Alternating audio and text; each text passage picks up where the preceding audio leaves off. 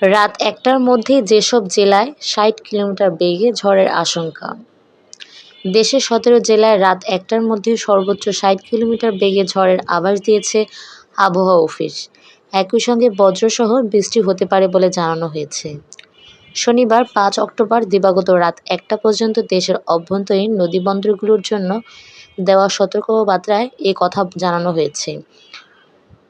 আবহাওয়াবিদ মোহাম্মদ বজলুর রশিদের সই করা পূর্বাভাসে বলা হয়েছে, রংপুর, রাজশাহী, পাবনা, বগুড়া, টাঙ্গাইল, ময়মনসিংহ, ঢাকা, ফরিদপুর, খুলনা, যশোর, কুষ্টিয়া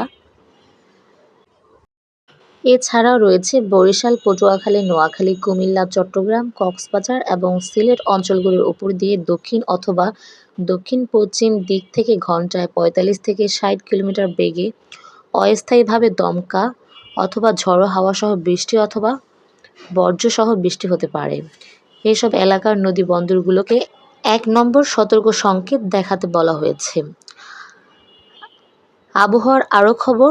এদিকে শনিবার ৫ অক্টোবর সকাল ৯টা থেকে পরবর্তী ৭২ ঘন্টার আবহাওয়া পূর্বাভাসে বলা হয়েছে, রাজশাহী, ঢাকা, ময়মনসিংহ, বরিশাল ও সিলেট বিভাগের অধিকাংশ জায়গায় এবং রংপুর, খুলনা, চট্টগ্রাম বিভাগের অনেক জায়গায় অস্থায়ীভাবে দমকা হাওয়াসহ হালকা থেকে মাঝারি ধরনের বৃষ্টি বা বজ্রসহ বৃষ্টি হতে পারে।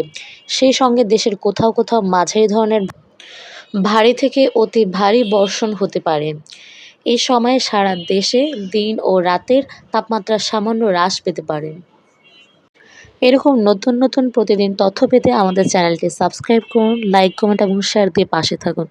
ততক্ষণ সবাই ভালো থাকুন, সুস্থ থাকুন। আল্লাহ হাফেজ।